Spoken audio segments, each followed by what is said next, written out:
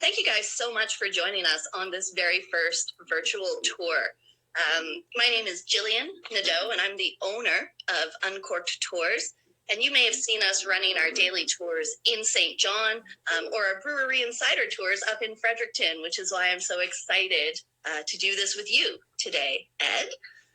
So maybe to get us started, why don't you tell me a little bit about York County Cider and where your love for cider actually comes from? Okay. Well, whenever that age was that I started looking into drinks and things like that, I found I didn't like beer.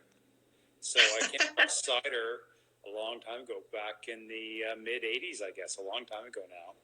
Okay. So I've been sort of a lifelong cider drinker. And, pretty limited choices way back in the 80s and 90s. You did a couple trips to the UK and came to really appreciate English-style ciders. And then I think it was 2012, I was visiting the UK again and saw cider really taken off in that market. And, things tend to follow in North America a year or two later. So we started making some plans, and we started the paperwork in 2015. And so we opened York County Cider in a small rented space in March of 2016. We started making, I think we had 5 varieties, a couple very traditional and a couple flavored ones, hopped and blueberry, that sort of thing. But we grew out that little rented space, or outgrew that space in about a year, and we lucked into a great building. It's 6,000 feet, which I thought we'd take forever to grow into, and suddenly we're using almost the whole building now. And that little lineup of 5 ciders has turned into almost 20 varieties that we rotate through. Oh my! Yeah, we do a lot of flavors. That's really been a big hit with our customers. We do a strawberry lime called Strawberry Ciderita, which is incredibly popular. On tap, we do a cherry bomb and a Dave Matthews and a cran raspberry, black currant. We do a bunch of fun things with hops. We do our take on a radler. We do a pineapple and hops mix and a mango and hops mix. The tropical fruits and hops really blend well into a cider. They're delicious in the summer. So that's interesting. And so I wonder, are you choosing hops that maybe lend themselves to those more tropical flavors? I know we've got a lot of those melon hops that are really starting to get popular with brewers. I think they're probably similar. We're looking for hops with a really low bitterness factor. What the beer geeks are looking for an IBU. We're looking for a low IBU in our case. We want to push tropical fruit notes, that sort of, not piney, but, citrusy almost kind of aromas. They really blend well with our basic apple juice and really lend themselves to blending with other tropical fruits like the pineapple and the mangoes. They make a really refreshing drink, and they work out to be, tend to be in the high 5%. So they're not super lightweight like a radler. So you still got to watch it a little bit. But they're okay. Yeah, they really. If you have a palate for radlers, you should try a hop cider sometime. You probably really enjoy them. We do a hop cider, and there's 2 other hop ciders in the province, and there's several across Canada and in the U.S. as well. It's a really popular thing to do, especially on the West Coast. Okay, awesome. I mean, I've seen a few of them around, and I can't remember if I had a chance to try yours. I mean, I've only been up to the tasting room a dozen times, so I probably should have tried it by now. That's all right. So that reminds me, are you drinking anything on our tour today? Are you enjoying anything? I hadn't thought about it, but you know what I might do? I might pour a short one of our black currant. It's a limited supply. It's one of my favorites. I usually don't go for the flavored ones, but maybe I'll have a little one. I'll show you what it looks like. It's beautiful. Awesome. Well, and I need you to help me because I posted this on my story and we didn't get enough responses. I need to choose between the strawberry ciderita and the dry cider original. You know what? They're both good. In the beginning is my go-to cider, but the strawberry lime is our biggest seller. It is a crowd pleaser for sure. Anyway, I've just poured a little taste of the black currant, trying to get it into the camera here. Here we go. I don't know Oh if my you can see it. gosh. It's a beautiful dark ruby color. The blackcurrant it's a funny little berry, but it punches really high, a ton of weight, Yeah. high in antioxidants, so it's healthy. Um, it has sort of a spicy, almost a bitterness to it, very tart, but a little sweetening, a little blending with the apple juice, and it's delicious. So, Awesome. Well, oh, it's amazing. cheers. There you go. I do love a dry cider. Really, really love a dry cider. Good stuff. And I found that before we started seeing so many craft cideries open, a lot of our ciders were really sweet, right? I mean, that Yes. strong bow kind of Magners sort of flavor profile. So what do you think is happening there that companies like yours are able to produce and move these drier ciders now? Well, I think, in all honesty, they don't move as well as the problem for me. Okay. That's what I thought. We were going to make lots of dry traditional style ciders. But the other one you picked up, the strawberry lime, is obviously sweeter and a little fruitier, and that's what people want. There's still a market for the dry traditional ciders, thankfully for me. What I think is people start with a sweeter drink, the strawberry lime, for example, and after a couple of years, your palate matures, and you sort of find maybe that's too sweet. And it's like people when they start with a wine, they often start with like a Riesling or a Pinot Grigio, and they'll move into something a little richer, a little drier. So I think the same happens with cider. As people's palates mature, they're going to try new things and maybe shift to the dry ones. Okay. Well, I'm happy about it. That's for sure. We've had a few other people join us, so I just wanted to give a quick shout out. Sarah A. Burnett has joined us. Gridiron Brewing has joined us. They're our next guest here in a little bit, so they're getting the benefit of your first post or first live. Nikki 3I has joined us as well. Hi, Nikki 3I. And I think that's it. I'm not very good at actually looking at the comments. If somebody wants to be my tech support for this, that would be awesome. So I see you kind of walking around and spinning around. Why don't you turn the camera around or just kind of do the other lens for us, Ed, and show people what they would see when they are able to come back and see you in your tasting room. All right. So I'm going to back up to the front door. Oh, now we've got a customer coming in too, of course. Let this fellow go by. So, well, in the meantime, we have a few more. We've got GAC Graphic Apparel that has joined us. Hi there. Hampsey Megan has joined us. Thanks so much, guys. Underground Communications. McClellan Nikki has joined. Hi there. Yeah, awesome, guys. So go ahead, Ed. I'll try not to interrupt you again. No, that's fine. That's fine. So coming in the door, and because of the situation right now, we're not open for drinks anymore. But what we do is we're still filling growlers. We're taking people's growlers in. We put them through the sanitizer and give them a freshly sanitized growler in exchange. But normally you'd come in, you'd come to the bar, you could grab a pint here. We call it Ed's Garage and Tap Room because it was originally a garage when the building was first put up. So there's lots of roll-up doors in the front of the place. And we found all these excellent caps from the 40s and 50s. There's an old Ford. Oh, cool. I don't know if you can see that. A Plymouth, Nash. Yeah, stuff like that. I can't believe I've never even noticed those when I was in your space live. We got a box of hubcaps off Kijiji for $100, and my dad polished them all up. Anyway, one of the other things we do is we play a lot of vinyl here. That's our music in-house. So we're, you usually come in, pick a record out, and staff puts it on for you. Looks like Ramones were the most recent thing played. I mean, it's a good choice. Yeah, always good. And that's what we have on tap right now. Usually we have 16 ciders and 4 beer on tap. But because of the way things have been, we cut back on the beer a little bit. Let's see, what else? Oh, this is something kind of fun. People are blending their own cider combinations. This is a popular one. It's half ginger and half hopped. really goes nicely together. People are doing lemon and strawberry. It's all kinds of Nice. fruits. Yeah. So maybe we'll walk through to the mess. You can see the chaos.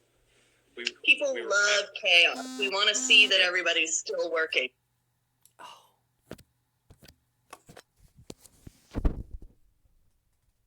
Love chaos. We want to see that everybody's still working. So this is our packaging area. We've got a little bottle filler there. Nothing too exciting. We have some of these little cute little bright tanks. The little 1-barrel tanks. They hold about 130 liters, and we use those for our small run. Yeah. So we do, like I said, we do so many specialty flavors. We can't do huge amounts. So we'll do, we can do 7 kegs off of one of these little things, and that usually doesn't say like a run of cran raspberry or something like that. And we'll keep going. This is sort of warehouse and production in here. And I'm not sure how this is going to go. It's bright enough. We can see you. Okay, so we, anticipating a great season, have just made our largest batch of cider.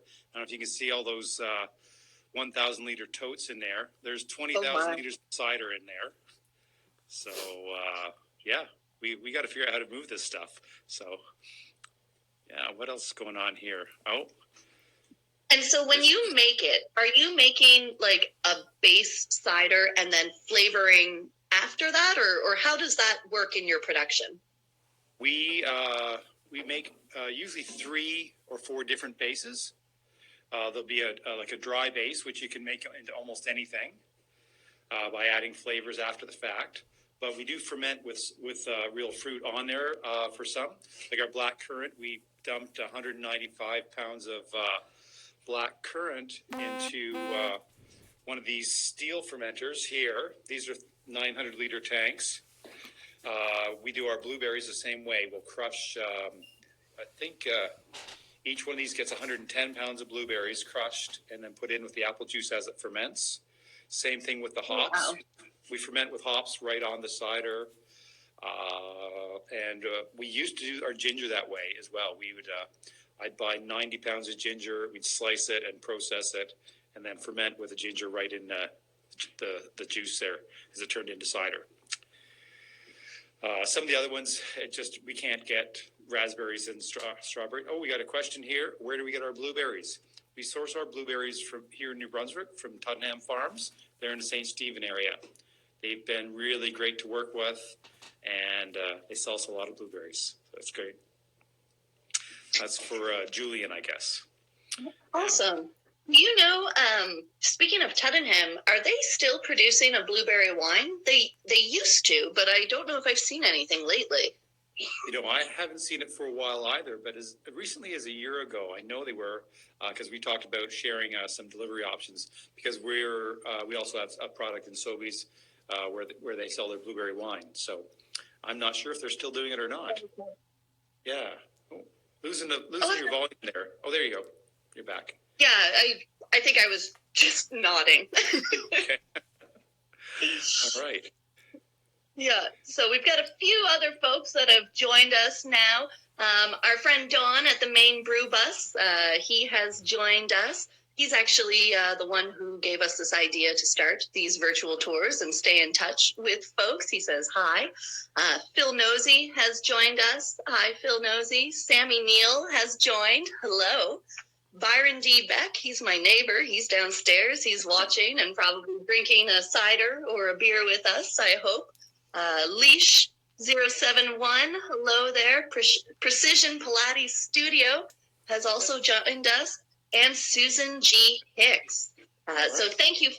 I'm Jillian with Uncorked Tours, and we're currently talking to Ed Teale at York County Cider up in Fredericton. And this is our first virtual tour. So we've just gotten a little rundown of the space over on Main Street in Fredericton.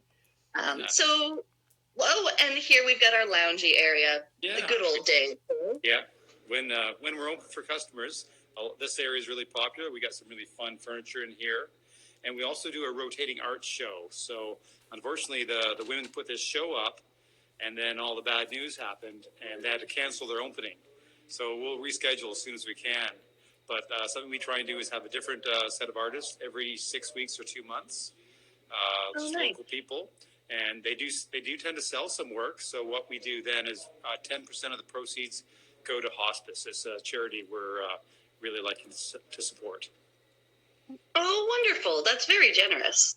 Well, it's generous to the artist. It's we don't take anything for us. We just want to support the artists where we can. And like I said, if we can give a little money to hospice too, that's great. It seems like the space that you've created there, Ed, is very much about the community and driven by the community. I mean, that's the vibe that I get from what I see. Oh, definitely, yeah. I mean, we do live music and stuff, but we almost only play local musicians or host local musicians here. And the same thing, they get to keep whatever they bring in at the door. It's like, we're happy to provide a space, and if they can, boost their careers or at least have a good time, we're happy to have them. Oh, awesome. So why don't you tell me a little bit about what you guys have done to adapt in terms of getting your product into the hands of the people that want to drink it? I mean, obviously, we saw somebody come in, but I know the tap room isn't really open. You mentioned deliveries a bit earlier. What's the process if someone would like to order your product and maybe they can't get to a store, a liquor store, where it might be available? Well, what we're doing right now is sales through ANBL, as you're saying. And in the Fredericton area, we're offering a home delivery. What you do is you place your order, you send us an e-transfer, and then we come up to your home. We make sure that someone of legal age is there to receive the product. We can't just leave it on the doorstep, and we have to make sure that that person is 19. Once that's confirmed, we just, like I said, we wave through the window and leave the product on the doorstep. We'll pick up any empties you have, we bring them back, and we sterilize them. They're good to go again. So that's sort of what we're doing right now. What we're finding we're missing is our clients that were other tap rooms and bars and restaurants. They were a big part of our business, and they're hurting really badly right now. So right, so it's really those keg accounts, those licensee sales. That was more than half of our wholesale business was to other licensees. So that's going to be, they're having a hard time right now. Some of them have started have packaged some of our cider. Greystone, for example, Fredericton is putting in crowlers. You can pick up a crowler of our cider at their tap room. Oh, really? Okay, well, that's kind of cool. Yeah. So are those? I mean, there are only a few folks that are making crowlers. So, I mean, the one I know of off the top of my head is Greystone. Are they one that you're working with, or where can folks get your crowlers? They have our Dave Matthews cider on tap at Greystone, and somebody just shared it on Instagram last night. They picked up a crowler of Dave Matthews cider yesterday. So I'm glad it's getting out there a little bit. What we are really missing is we can't provide the service in the St. John and Moncton area yet. So if this lasts a long time, that'll be something we work on. Maybe we can figure out a once a week delivery to Moncton or St. John as well. Do you see any opportunity for the cider industry or the craft brewing industry to band together on that distribution piece? I think it's a great idea. We'd have to work out some logistics. I'm sure there's questions with ANBL and regulations and that as well. But yeah, I mean, the more we work together, the more we're all going to come through this in a stronger position. So I think that'd be great. Yeah. Okay, cool. Because I mean, I know I've seen, everybody seems to be really, not everybody, but the businesses that are looking to adapt quickly, everyone seems to be going after a lot of the same ideas, right? Doing the deliveries, the home delivery, and then everybody is just killing themselves trying to do all of this extra work, especially when a lot of us have had to let go a good number of our staff in this time. So hopefully we can figure something out to get all of these products together. I mean, it's great to see everybody delivering, and I think there are solutions we have now that we would not have even considered at the start of 2020, right? Oh, definitely. This is definitely bringing out the ingenuity in people. Adapt and overcome, right? Yeah, absolutely. I mean, I think about this concept even, I had thought for a while, what would we have to do to offer a virtual tour, right? What would that actually look like? Yeah. And it was definitely nowhere near ready when I sent you an email 3 days ago. Well, it seems to be working fine so far. But, I think that we do have a really interesting opportunity to find new ways to connect with the people that like our products, right? Whether it's ways like this, bringing them into the brew house, we can't do tastings anymore, but figuring out a way, like, wouldn't it be cool if we had a virtual tasting where, we put it out to say, hey, these are the 6 ciders that we're tasting tonight. Hop online at 6 p.m. and we'll do these 6 ciders and get the full history to each one. Or that'd be fun, yeah, yes. Something. I'm working on it. I mean, I'm really just here to try and drive business to all of you. So. Yeah. Well, I mean, the more we can do to keep in people's, so people don't forget about us during this time. That's great. I think it's all going to come through okay. I mean, the government announced some really great measures just yesterday. We can keep our staff, it looks like. I don't know how we'll keep them busy. They can paint, they can do something. We'll keep them busy. We've got a great team here, and that's going to be the most important thing, is that when we all get busy again, that we've got our staff, our teams together. If they've had to go elsewhere to find other work or whatever, and then suddenly we get busy again, it would be really difficult for us. So I'm really looking forward to it. And we'll get busy again, right? Oh, yes. It will.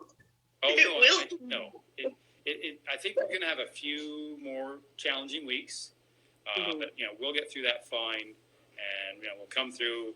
The weather will be warmer, sunny days, so on. It's going to be a good time. Just we have to get through the next little while. Yeah, absolutely. We're kind of getting close to the end of our time together here, Ed. I wonder, is there anything else that you wanted to mention to everybody while we're still here together online? Well, I mean, the only thing I can say, it's probably a lot of stuff people may already know, but I mean, cider and local breweries here are really important to New Brunswick, not just for variety, but I mean, we're all woefully inefficient here. We're employing way more people per liter of beer or cider than the big breweries. So we do a lot for the local economy. We bought probably the equivalent of, let me think for a second, probably 300,000 pounds of apples last year from local orchards. Yeah. So to make our cider, we have 5 local people on payroll, and we buy goods and services from the community here. The same with picaroons and trailways and Cavalier, Pump House. They're all employing a lot of New Brunswickers. They're doing good things, and they all need your support through this tough time. So anyway, that's awesome. I think that is very, very, very well said. Right. So thank you so much, Ed, for taking this time out of your very busy day. I know it's crazy times right now as we all try to adapt and adjust. I've got 5 deliveries we're going to do after I get off the phone with you. Yay! So, yeah, it's great. Yay! Awesome. Well, thank you so much, guys. This has been Ed Teale from York County Cider. He has successfully completed our very first virtual tour here on Instagram Live. We're going to sign off here for a couple minutes to set up our next one, but I do want to mention we will be trying to host these on Fridays, Saturdays, and Mondays for the foreseeable future. We are doing this on a tip basis. Uncorked Tours, just like everyone else, has seen a huge decimation of our revenues and cash flows. So we have launched a tip page on our website, uncorkednb.com. If you want to go check that out and you want to throw a tip in our hat, that would be awesome. If you tip $50 or $100, we will be offering you a $1 gift card that you can use once everything gets back to normal. So thank you very much, Ed. And hopefully we can do this again. All right. We'll talk to you soon, Jillian. Bye-bye. All right. Cheers.